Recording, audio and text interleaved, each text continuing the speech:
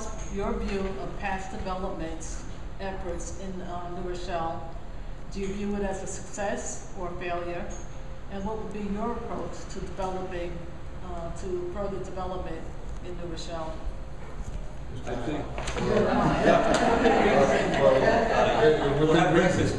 Within reason. Within reason. Okay. You ask a very important question, development, because development is, and good development can be a difference between higher taxes and, and community activity and everything else. It's very important that our municipalities in the city of New Rochelle provide an environment where people can come in and do business.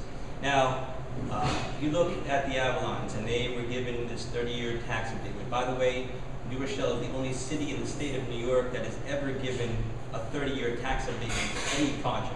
I've never heard of such a thing and such a practice, because now that project's going to go out to 2034 without any taxes being paid.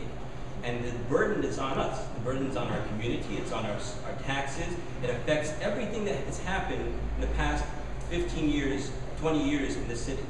Now, the question was, is this something that hurts or helps us?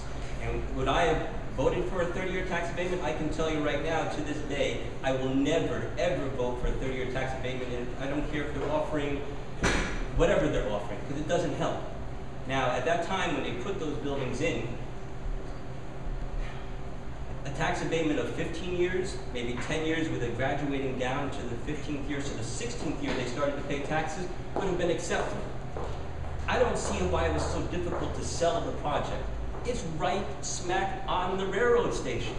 You walk out the back door, you can be on the train, and in a half hour, you can be in downtown Manhattan and enjoy the pleasures of work, play, and enjoyment. And it's a beautiful, beautiful building. The city had an ability to stop this process, knowing that they had given away the bank. And they could have done so when the Avalons, instead of building 3 buildings, decided to only build 2. So they reneged from their contract. They could have said at that time we could have a 15-year tax abatement so that we can survive the 30 years into this period of time. And another thing that is extremely important, last year the property of the first Avalon was sold to Hart's Mountain Company. And in that process of the sale, the city could have decided, okay, we're going to have to pull back this 30-year tax abatement. But it wasn't. The property sold to another entity outside of the Avalon, and that 30-year tax abatement has stood. So another company is now benefiting from it. I'm going to give you an idea how much it's costing the city.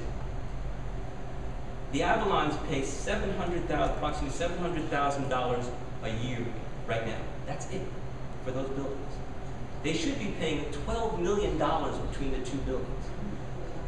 Our city budget's $107 million. Could you imagine if, okay, let's say 15 years, the 15th year they started paying those taxes and giving us, the city, what we need? We pay for fire, police, and everything for those buildings, and it's really affecting our community.